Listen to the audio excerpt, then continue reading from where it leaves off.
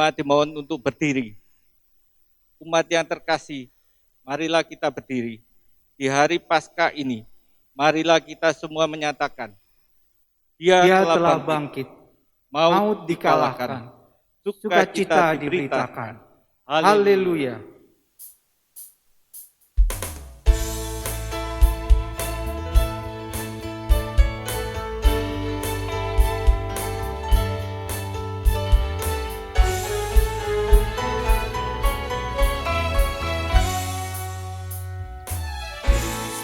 Bangkit soraklah, haleluya. Bumi sorga bergema, haleluya. Berbalasan bersyukur, haleluya. Muliakan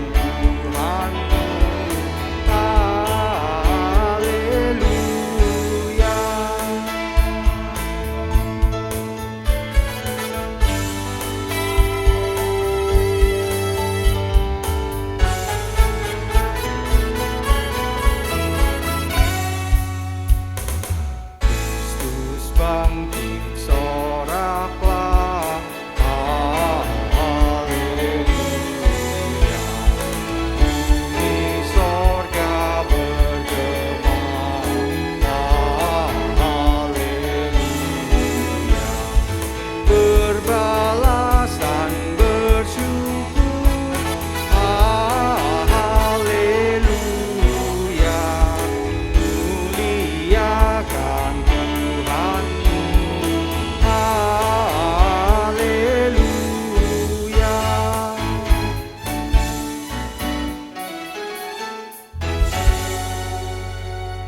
pertolongan kita adalah dalam nama Tuhan yang menjadikan langit dan bumi.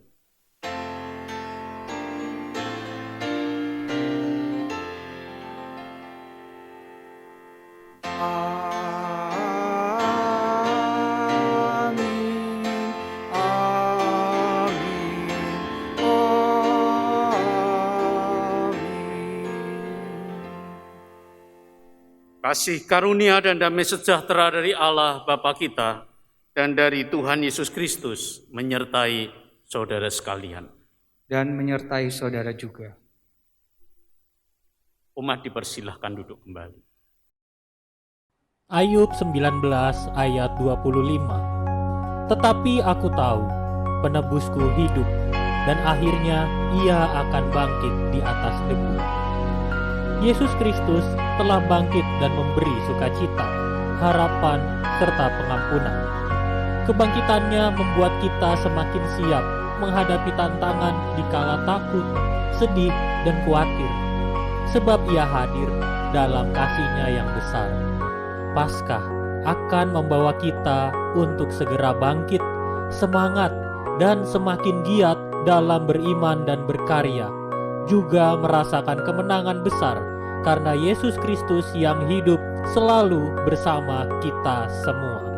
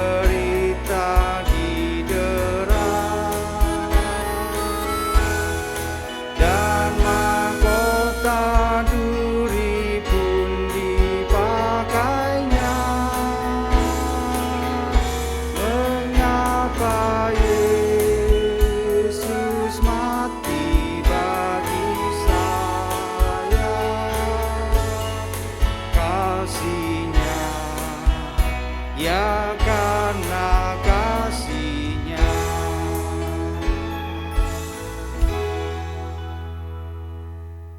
Tuhan memberi kesempatan kepada kita untuk datang kepada-Nya, mengaku dosa dan memohon ampun. Mari kita menaikkan doa pengakuan dosa kita secara berbalasan. Hari ini kami datang kepada-Mu ya Tuhan, membawa penyesalan kami, karena kami sering melakukan tindakan yang tidak menyenangkan hati-Mu. Ya Tuhan, ampunilah kami. Hari ini kami mengaku ya Tuhan, bahwa kami sulit meninggalkan keinginan dan kenyamanan kami, serta kami cenderung melupakan-Mu di dalam kehidupan kami. Ya Tuhan, ampunilah kami. Ya Tuhan, Engkau telah bangkit bagi kami yang berdosa dan bagi kami yang hina. Ajarkanlah kami menghidupi semangat Paskah dalam keseharian kami, sehingga kami terhindar dari setiap perbuatan yang tidak berkenan di hadapan-Mu. Demi Kristus kami, naikkan doa kami. Amin.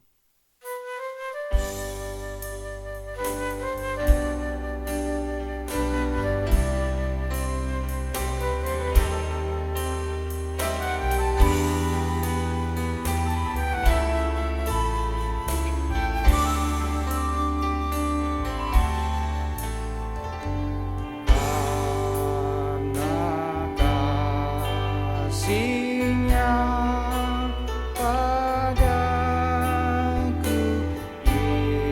Yesus datang ke dunia.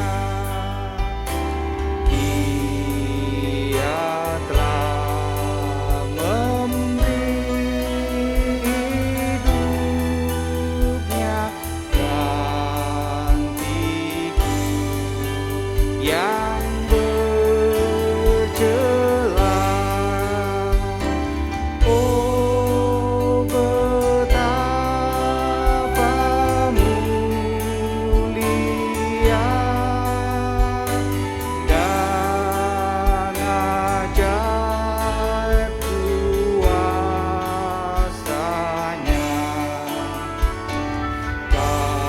Kasih Juru Selamat dunia menebus manusia.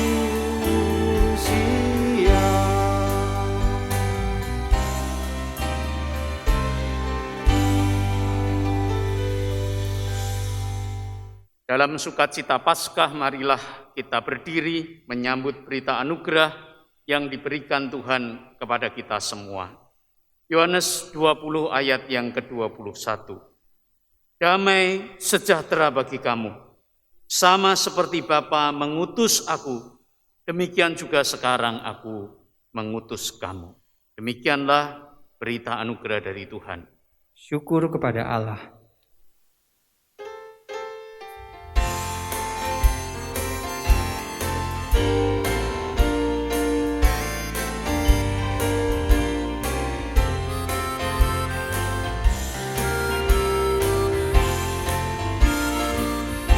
Ada yang tanya kepadaku, siapa Yesus yang jadi junjunganku? Dia juru selamat dan Tuhanku. Artinya ku beritahukan kepadamu, Dia segalanya bagi diriku. Dia segalanya dalam hidupku. Dia mati bagiku, aku jadi baru.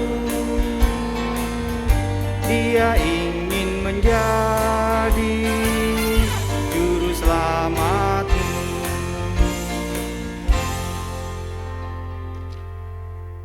Kita akan merenungkan firman Tuhan. Mari kita memohon pertolongan Roh Kudus-Nya. Mari kita berdoa.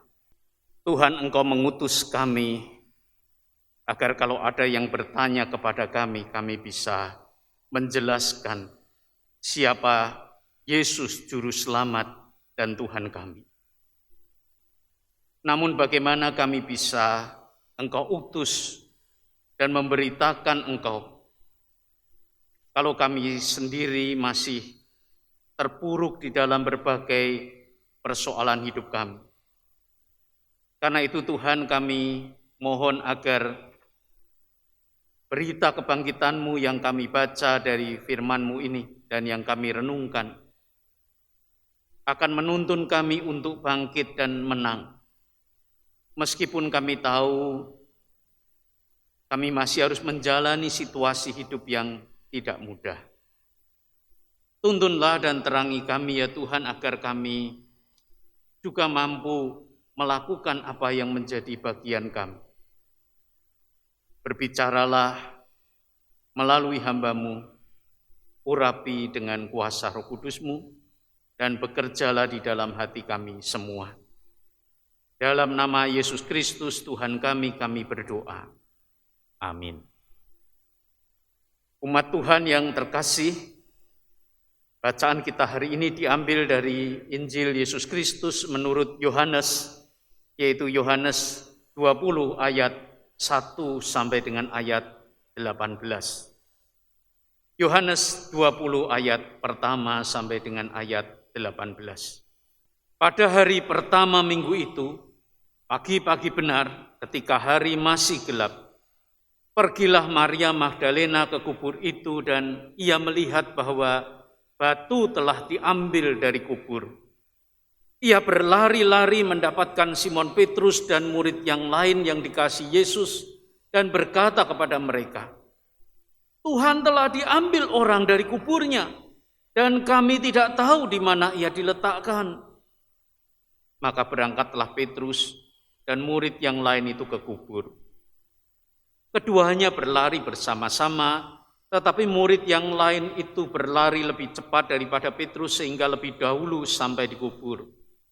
Ia menjenguk ke dalam dan melihat kain kapan terletak di tanah, akan tetapi ia tidak masuk ke dalam. Maka datanglah Simon Petrus juga menyusul dia dan masuk ke dalam kubur itu. Ia melihat kain kapar terletak di tanah.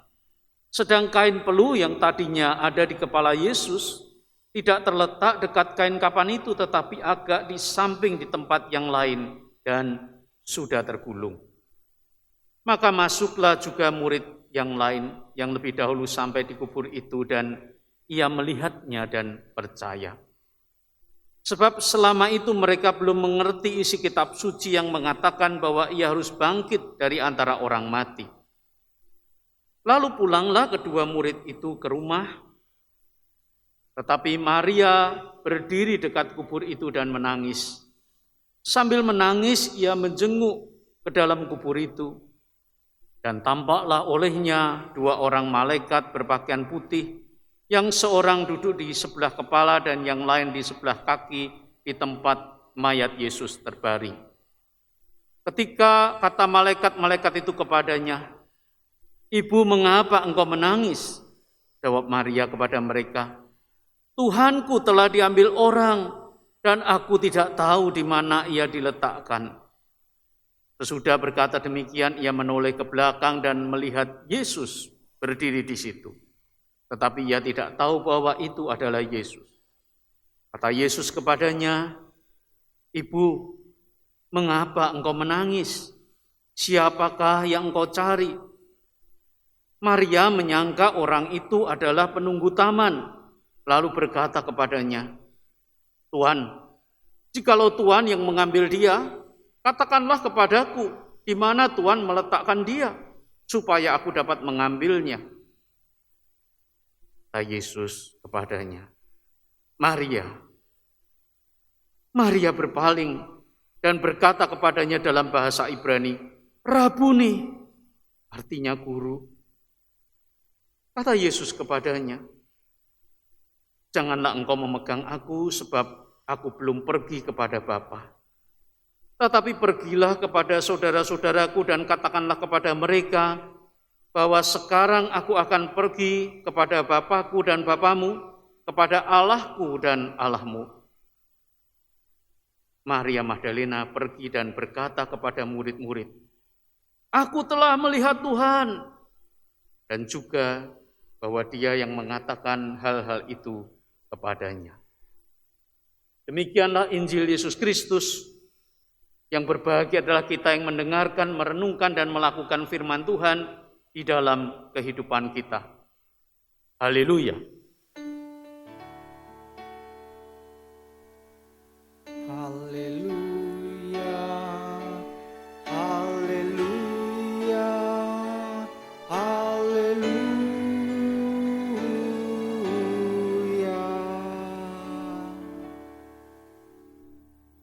Ibu bapak, saudari dan saudara, salah satu olahraga kesukaan saya zaman dulu, tetapi yang sekarang tidak bisa lagi saya lakukan adalah main badminton atau main bulu tangkis.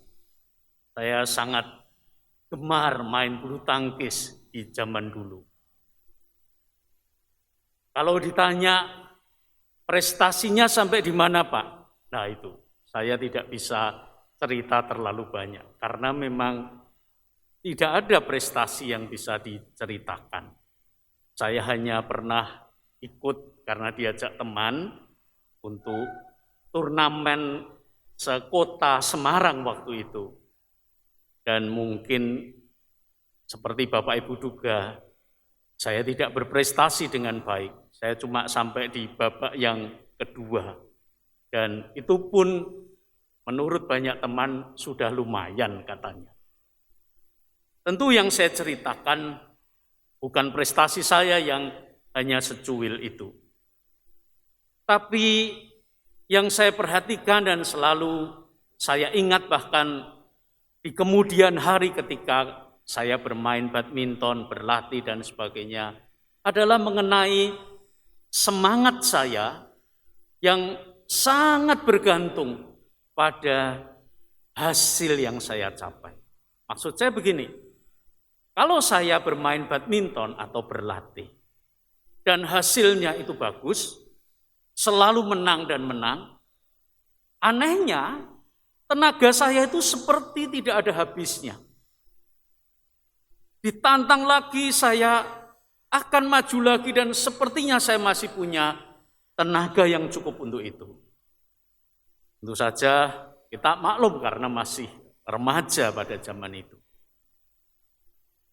Tapi soal usia rupanya bukan yang terpenting. Karena ketika saya menghadapi kekalahan, semangat saya tiba-tiba hilang entah kemana. Rasanya untuk melanjutkan permainan atau pertandingan itu sudah tidak punya tenaga lagi. Kalau saya sudah ketinggalan misalnya 5, apalagi 10 angka, misalnya sudah 10-0, aduh, sungguh tidak mudah untuk membangkitkan semangat.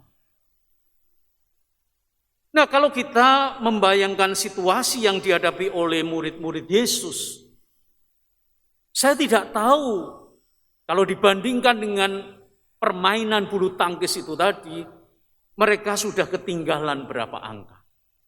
Mungkin bukan cuma 5 angka atau 10 angka. Tapi sejak Yesus membiarkan dirinya disalibkan, lalu kemudian mereka mendapati fakta bahwa Yesus mati di kayu salib, dia tidak turun dari sana, dan Yesus tetap adalah Yesus yang mati ketika dikuburkan. Sangat mungkin bahwa bukan lagi soal ketinggalan berapa angka, tapi betul-betul mereka sudah kalah telak. Mereka sudah tidak punya harapan lagi. Jangankan untuk menang, untuk mengejar ketinggalan pun rasanya sudah mustahil. Saudara, situasi semacam itulah yang dihadapi oleh para murid. Dan dalam berbagai bentuk yang lain kita mungkin pernah menghadapi situasi yang semacam ini. Ketika tidak ada lagi harapan untuk melakukan sesuatu. Misalnya, ketika kita sudah berkali-kali mencoba semampu kita tapi tetap tidak berhasil. Sudah, situasi itu membuat kita bisa kehilangan harapan. Atau ketika kita harus menghadapi masalah yang berkepanjangan, sakit penyakit untuk waktu yang lama misalnya. Doa-doa kita yang bersemangat di awal sakit itu makin lama akan makin pudar. Dan bahkan kita tidak lagi memiliki harapan meskipun orang lain mengajak kita berdoa. Sudah, kita bersyukur bahwa kita mempunyai Tuhan yang mengerti itu.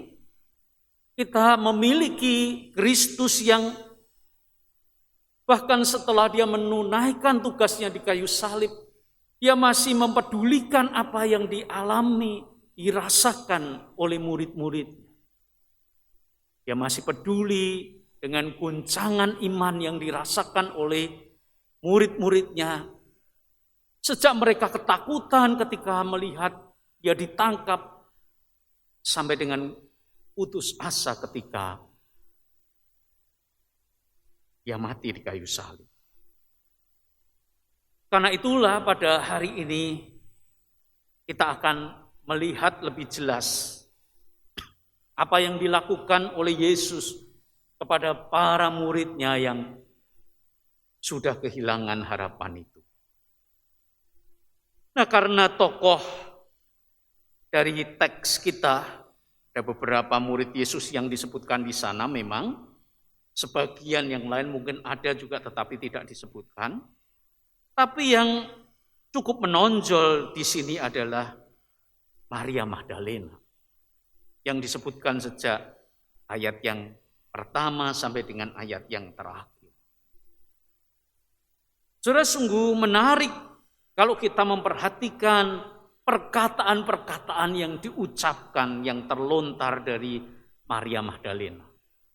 Penulis Injil Yohanes adalah seorang penulis yang sangat piawai, dan karena itu tentu bukan tanpa maksud kalau dia secara khusus menuliskan secara langsung atau dalam bentuk kalimat langsung, dalam bentuk kutipan kalimat, apa yang dikatakan oleh Maria Magdalena.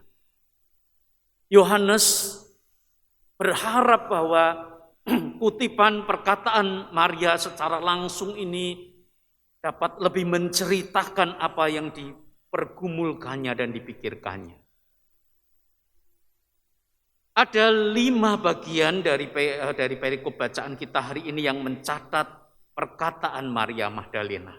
Ada 5 perkataan yang dicatat di sana. Yang pertama, Ibu Bapak dan Saudara, ada di ayat yang kedua. Di sana Maria berkata kepada mereka, murid-murid yang dikasihi dan juga Petrus dan murid-murid yang lain, Tuhan telah diambil orang dari kuburnya dan kami tidak tahu di mana ia diletakkan. Perkataan inilah yang mengejutkan para murid yang kemudian membuat para murid kemudian mengikuti Maria ke kubur Yesus. Perkataan Maria yang kedua dicatat di ayat yang ke-13. Setelah murid-murid yang lain itu pulang, lalu kemudian ada malaikat-malaikat yang datang kepada Maria dan bertanya, "Ibu, mengapa engkau menangis?" Lalu Maria menjawab, "Tuhanku telah diambil orang dan aku tidak tahu di mana ia diletakkan." Lalu perkataan yang ketiga ada di ayat 15. Ketika kemudian Yesus sendiri yang menyapa Maria dan bertanya, "Mengapa engkau menangis? Siapa yang engkau cari?" Maria malah menyangka bahwa Yesus itu adalah penunggu taman, lalu berkata kepada Yesus, "Tuhan, jikalau Tuhan yang mengambil dia, katakanlah kepadaku, di mana Tuhan meletakkan dia supaya aku dapat mengambilnya."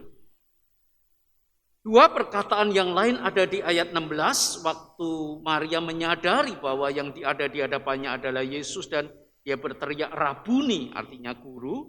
Dan satu lagi di ayat 18 ketika dia berkata dengan lantang kepada para murid, "Aku telah melihat Tuhan." Saudara, dari 5 perkataan Maria Magdalena ini, 3 perkataan pertama itu sangat serupa. Paling tidak serupa kalau kita berbicara tentang kondisi spiritual atau kondisi iman Maria. 3 perkataan itu saudara mengungkapkan bahwa di dalam pikiran Maria yang ada hanyalah Yesus yang sudah mati. Sama sekali tidak ada setitik pun di dalam pikiran Maria bahwa Yesus sudah bangkit. Belum ada sedikit pun gagasan itu. 3 perkataan itu mengungkapkan bahwa sampai sebelum dia menyadari bahwa Yesus yang ada di hadapannya, dia terus berpikir bahwa Yesus sudah menjadi mayat. Dan mayatnya ambil oleh orang dan dia tidak tahu diletakkan di mana. Saudara, mengapa Maria berpikir seperti itu? Secara manusiawi sangat wajar. Yohanes mencatat kemunculan Maria pertama kali adalah pada waktu dia berada di kaki salib Kristus. Yohanes 19. Artinya, dia melihat Yesus yang mati di kayu salib. Detik-detik kematiannya dia melihat dengan jelas. Fakta bahwa Yesus mati itu adalah fakta yang tidak terbantahkan bagi Maria. Dan yang hanya dia bisa lakukan adalah memperlakukan mayat Yesus sebaik-baiknya untuk menunjukkan hormat dan cintanya. Saudara, fakta dan logika membuat Maria tidak bisa berpikir lain kecuali berpikir bahwa Yesus memang sudah mati. Tidak ada ruang bagi sedikit pun dalam pikiran Maria untuk berpikir bahwa ada kemungkinan Yesus hidup, apalagi menyapa dia. Puncak dari sempitnya pemikiran Maria itu, kalau boleh saya pakai istilah itu, diungkapkan oleh penulis Injil Yohanes dengan sangat baik. Ketika Yesus sendiri yang menyapa dia, "Ibu, mengapa engkau menangis? Siapakah yang engkau cari?" Bukankah yang dia cari itu ada di depannya? Tetapi Maria justru menyangka Yesus itu adalah penunggu taman. Dan dia terus mempertanyakan dan menanyakan, di mana mayat Yesus? Saudara, kenyataan bahwa Yohanes memberikan tempat sampai 3 kali ungkapan Maria yang semacam ini. Seakan-akan kalau hanya sekali saja menunjukkan bahwa Maria itu berpikir tentang Yesus yang mati, itu tidak cukup, harus 3 kali diungkapkan. Itu juga menjadi teguran sebetulnya bagi kita semua. Yohanes ingin mengatakan betapa sulitnya kalau kita sudah terjebak pada fakta dan logika yang menurut kita itu sudah benar dan tidak mungkin salah. Ada kalanya sikap kita termasuk turunnya semangat kita, hilangnya daya juang kita. Bukanlah sikap yang tidak masuk akal. Sebaliknya, itu sikap yang sangat masuk akal. Kita bersikap demikian karena memang fakta dan logika kita mengajar dan mengajak kita untuk bersikap seperti itu. Faktanya, saya sudah gagal berkali-kali. Faktanya, persoalan yang saya hadapi lebih berat dari kemampuan saya. Maka logikanya kalau saya mencoba sekali lagi pun, saya juga akan gagal. Saudara, kalau itu diterapkan dalam kehidupan sehari-hari pun, itu sudah membuat kita kehilangan banyak kesempatan untuk mendapatkan keberhasilan. Apalagi kalau itu menyangkut iman kita. Kalau kita terlalu mudah menyerah di dalam hal iman atau kerohanian kita, kita bukan cuma kehilangan kesempatan untuk berhasil, tapi kita akan menutup kesempatan bagi Tuhan untuk berkarya di tengah kelemahan-kelemahan kita. Yang kita tahu justru pada waktu-waktu itulah Tuhan itu akan menunjukkan kasih dan kuasa-Nya yang terbesar kepada kita. Ada satu cerita yang saya pernah baca di satu buku. Saya ubah sedikit ceritanya, karena cerita itu dibuat dalam konteks rivalitas dua negara. Saya buat lebih lunak supaya rivalitas itu tidak kelihatan. Konon ada seorang ilmuwan dari Uni Soviet yang diberi tugas oleh lembaga antariksa Uni Soviet untuk menciptakan satu jenis tinta yang bisa digunakan di ruang angkasa. Mengapa diperlukan tinta semacam itu? Karena astronot-astronot dari Uni Soviet ketika hendak mencatat sesuatu, waktu itu semua harus dicatat secara manual, mereka tidak bisa menggunakan ternyata pena yang mereka bawa, karena pena itu membutuhkan gaya gravitasi bumi yang tidak ada di ruang angkasa. Nah, saudara, lalu ditugaskanlah ahli kimia, ahli fisika untuk menciptakan cairan tinta yang bisa berfungsi tanpa gravitasi bumi. Berhari-hari, berminggu-minggu mereka berupaya dan ternyata tidak mudah menciptakan cairan tinta yang semacam itu. Sampai suatu ketika salah seorang ilmuwan itu masuk ke laboratorium dan berseru, "Saya sudah memecahkan masalahnya, saya sudah memecahkan masalahnya." Dia pikirkan oleh teman-temannya bahwa dia membawa sebotol tinta yang diharapkan itu. Ternyata tidak. Dia membawa sebatang pensil dan dia berkata, "Ini solusinya. Kita tidak usah buat tinta yang sulit dibuat itu. Anak saya yang memberitahu saya bahwa kita bisa menulis dengan pensil dan ini bisa berfungsi di luar angkasa." Saudara, saya tidak tahu sejauh mana kebenaran cerita ini. Kemungkinan besar tidak pernah terjadi yang sedemikian. Kemungkinan memang cerita itu dibuat dalam konteks rivalitas negara adidaya di masa lalu, ya. Tetapi kalau kekonyolannya, saya kira itu menjadi hal yang sangat mungkin terjadi di dalam kehidupan kita. Kita berkali-kali berjumpa dengan orang-orang atau bahkan diri kita sendiri yang ketika kita mengandalkan logika, fakta yang kita harapkan itu menjadi acuan yang paling baik, ternyata tidak berhasil. bahkan pengalaman kita, kemampuan kalkulasi kita tidak mampu membangkitkan semangat kita.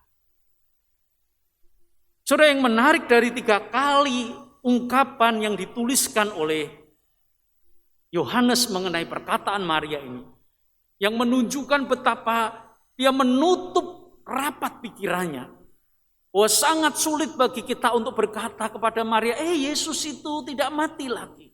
Sangat sulit. 3 kali Yohanes mengungkapkan ini. Tapi ungkapan 3 kali itu juga menunjukkan ketelatenan Yesus.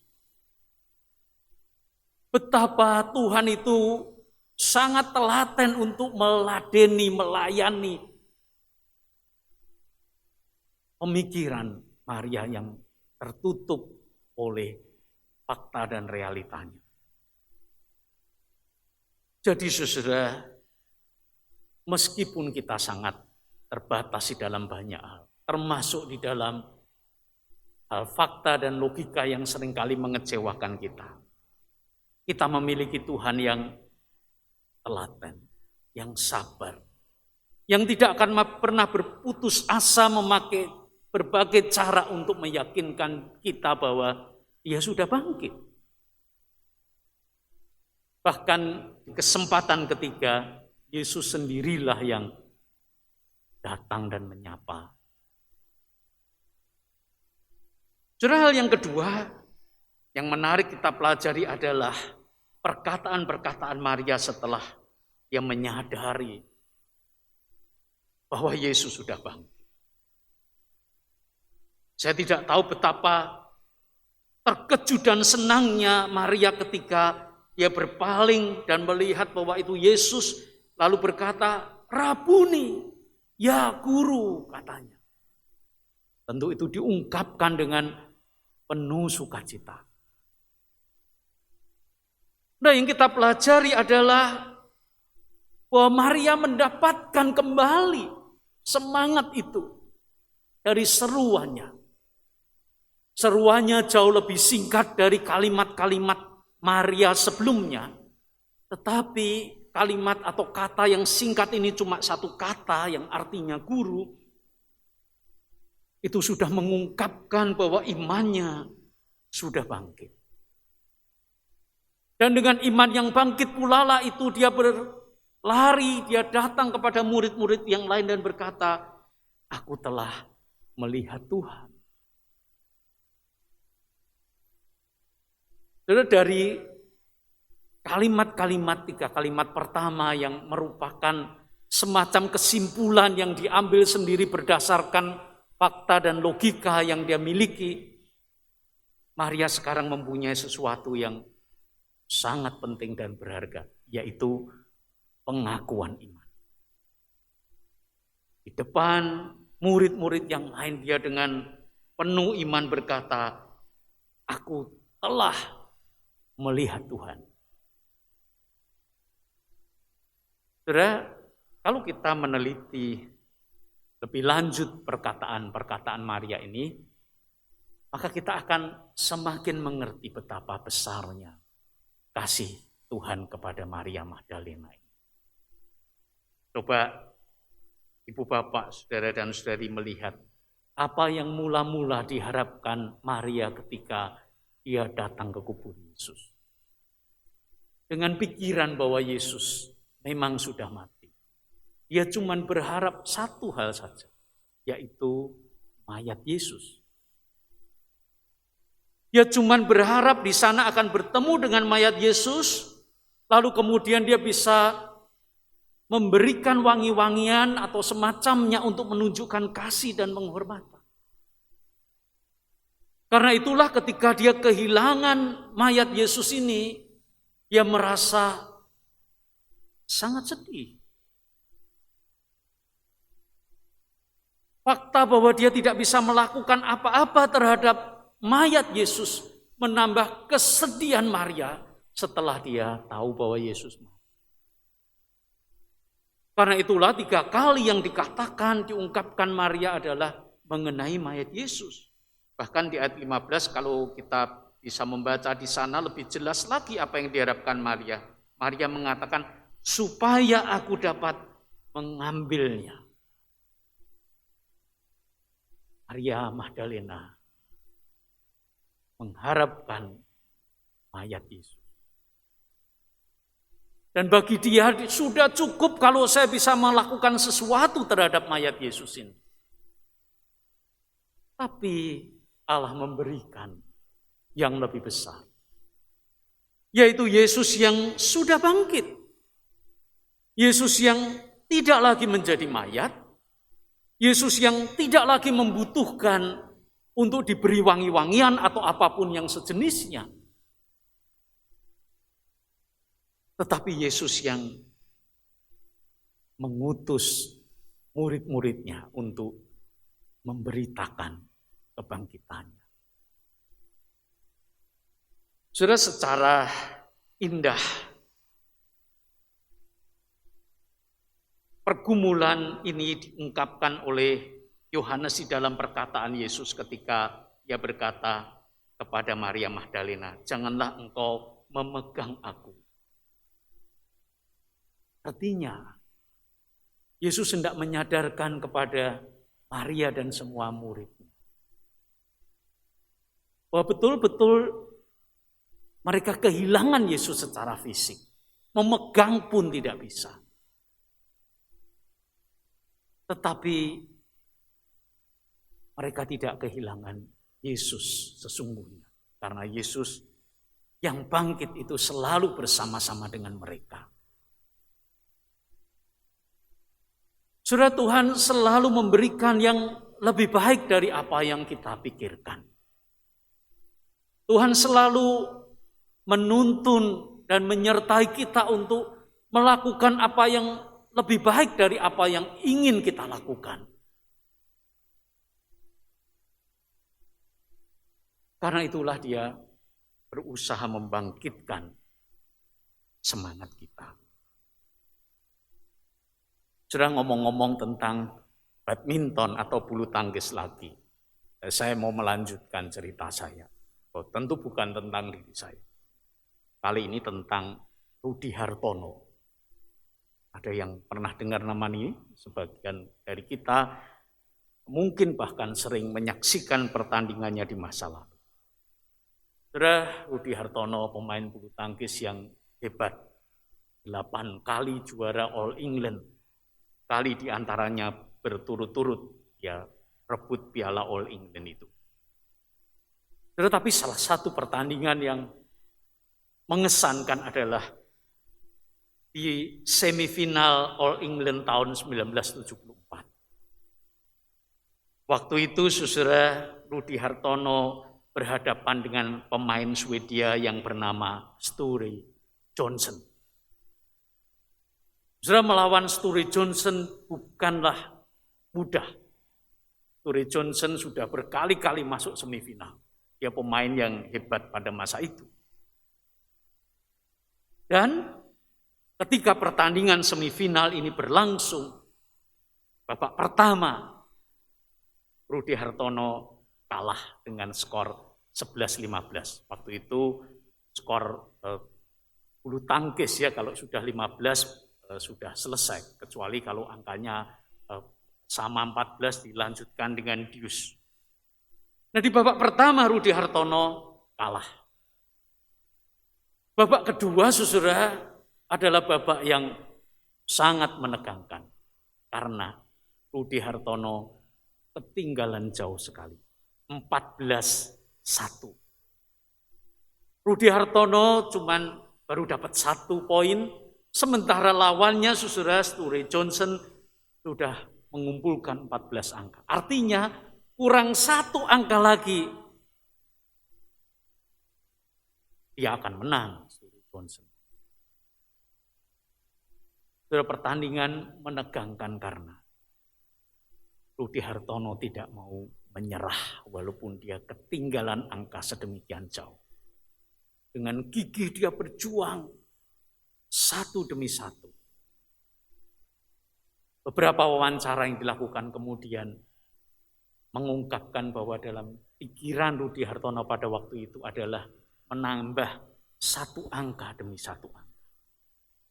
tambah satu lagi, tambah satu lagi, tambah satu lagi, tambah satu lagi. Sampai akhirnya 14 sama. Dan ketika pertandingan kemudian dilanjutkan, babak kedua berakhir dengan 18-16 untuk kemenangan Rudi Hartono. Babak ketiga, saudara, bisa diduga Rudi Hartono lah yang memenangkan babak itu dengan skor 15-6. Saudara-saudara, perjuangan yang tidak mudah. Tetapi kita tidak boleh mengatakannya tidak mungkin. Menambah satu angka atau satu langkah dan satu langkah adalah sesuatu yang mungkin. Saudara, kalau di dalam dunia olahraga itu menjadi penting. Sekali lagi, betapa lebih penting di dalam perjuangan iman.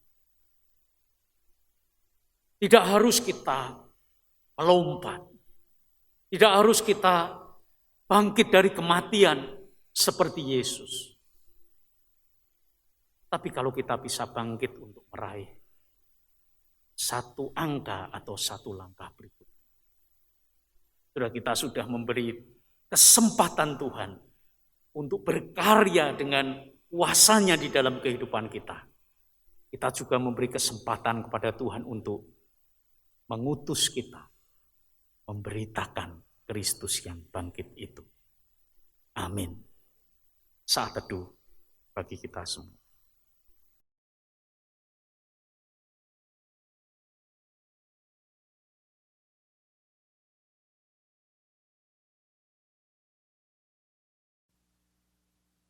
Kala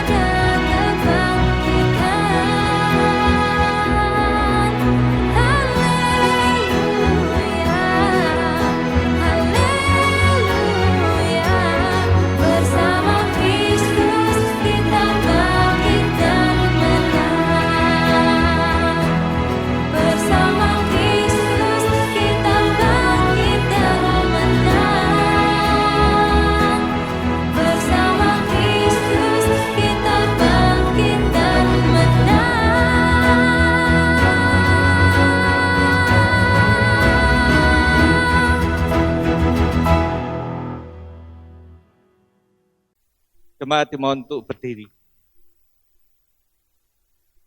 Bersama dengan umat Allah di masa lalu, masa kini, dan masa depan, marilah kita mengingat pengakuan iman pada baptisan kita, menurut pengakuan iman rasuli yang berbunyi demikian.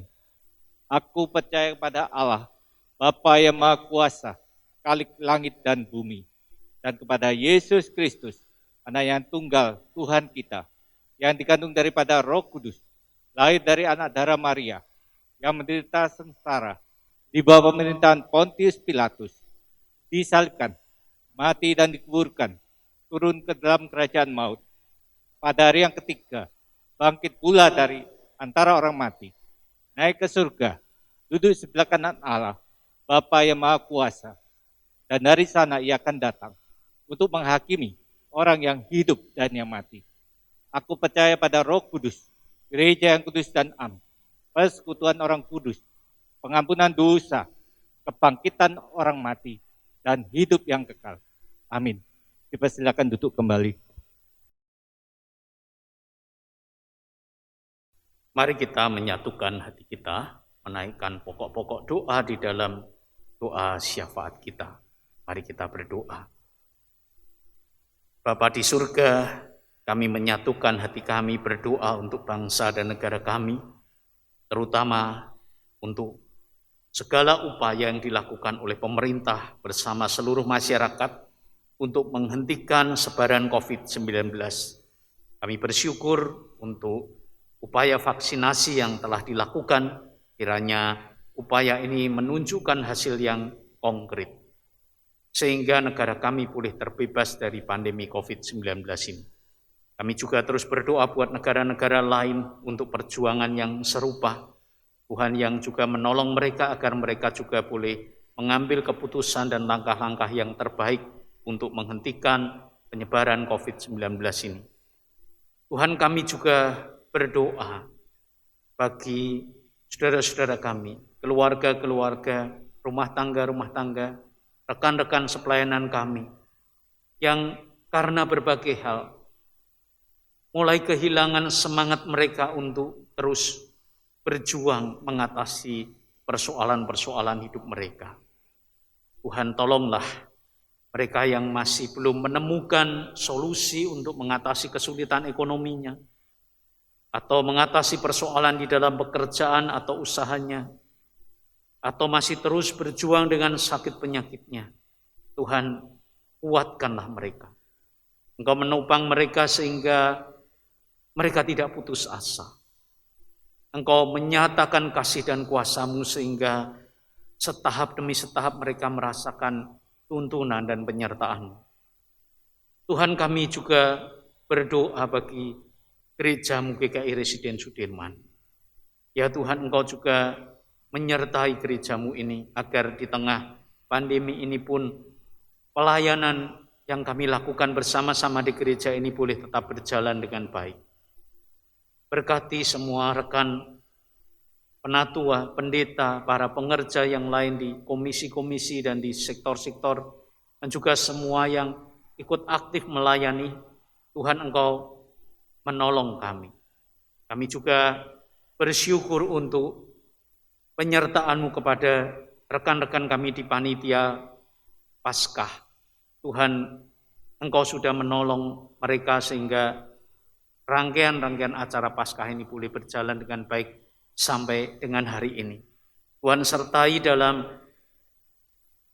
mengatur dan menyelenggarakan berbagai kebaktian dan acara yang lainnya sampai dengan Hari Raya Pentakosta nanti. Kami bersyukur juga untuk seluruh anugerah Tuhan yang Tuhan nyatakan di dalam berbagai bentuk di dalam kehidupan kami. Kami naikkan doa kami demi nama Kristus Yesus yang telah mengajar kami berdoa. Bapa kami yang di surga, dikuduskanlah nama-Mu, datanglah kerajaan-Mu, jadilah kehendak-Mu di bumi seperti di surga. Berikanlah kami pada hari ini makanan kami yang secukupnya, dan ampunilah kami akan kesalahan kami, seperti kami juga mengampuni orang yang bersalah kepada kami. Jangan membawa kami ke dalam pencobaan, tapi lepaskanlah kami dari yang jahat. karena Engkaulah yang punya kerajaan dan kuasa dan kemuliaan sampai selama-lamanya. Amin. Umat yang terkasih, kini saatnya kita memberikan ucapan syukur melalui persembahan dengan mendasarkannya pada Mazmur 136 ayat 1 yang berbunyi, bersyukurlah kepada Tuhan, sebab Ia baik, bahwasanya untuk selama-lamanya kasih setianya. Persembahan dapat kita berikan dengan cara 1. Transfer ke rekening yang tertulis di layar ini. 2. Pemindaian atau scan QR Code GKI Residen Sudirman. 3. Mengumpulkan dalam amplop dan diserahkan ke kantor gereja pada jam kerja atau dimasukkan di kotak persembahan di gedung gereja atau bisa pula dipersembahkan di gereja pada saat kita beribadah kembali di gedung gereja.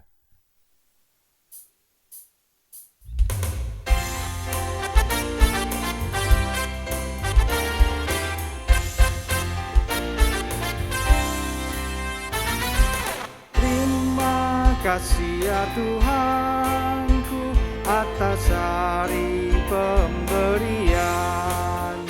Hari baru limpah rahmat dan dipenuhi oleh kasih-Mu. Kau curahkan pada umat-Mu, Kau curahkan pada umat-Mu.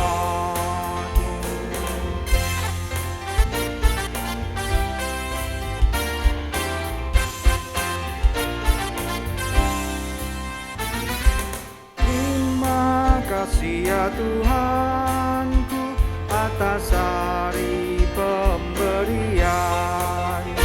Hari baru limpah rahmat dan dipenuhi oleh kasih-Mu. Kau curahkan pada umat, Kau curahkan pada umat. Kami mengundang jemaat untuk bangkit berdiri. Mari kita bawa persembahan ini dalam doa. Tuhan yang penuh kasih, Engkau melimpahi kami dengan berkat-Mu setiap hari. Dan saat ini kami membawa persembahan kami kepadamu. Ajarkanlah kami untuk selalu mengucap syukur dan menjadi penyalur sukacita, kebangkitan, dan kemenangan setiap hari. Di dalam Tuhan Yesus Kristus kami berdoa. Amin. Umat yang terkasih, Paskah memberi semangat kebangkitan dan kemenangan. Untuk itu mari kita bangkit dan menang dari segala persoalan kita, karena Yesus Kristus hadir bagi kita semua.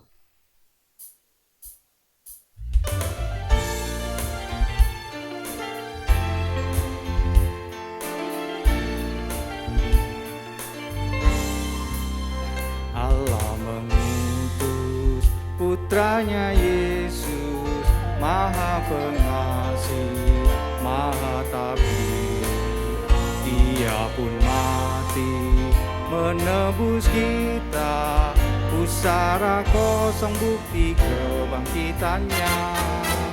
Karena Yesus hidup ada hari esok, karena Dia hidup ku tak gentar.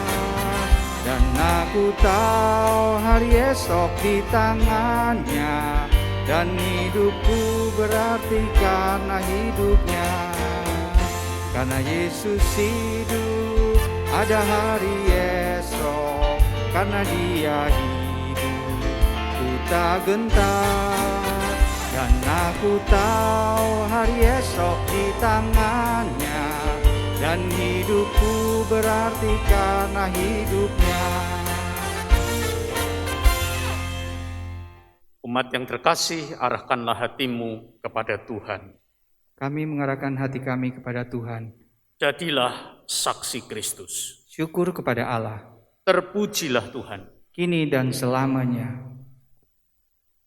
Tuhan memberkati engkau dan melindungi engkau. Tuhan menyinari engkau dengan wajah-Nya dan memberi engkau kasih karunia. Tuhan menghadapkan wajah-Nya kepadamu dan memberi engkau damai sejahtera.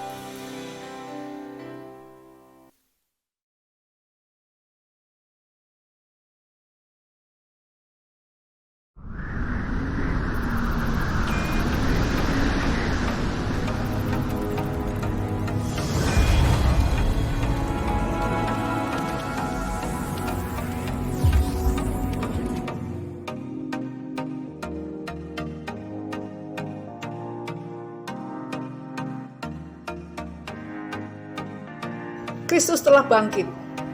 Dia hidup. Haleluya. Semangat. Tuhan hidup. dalam kehidupan kita. Selamat Paskah. Selamat Paskah. Selamat Paskah.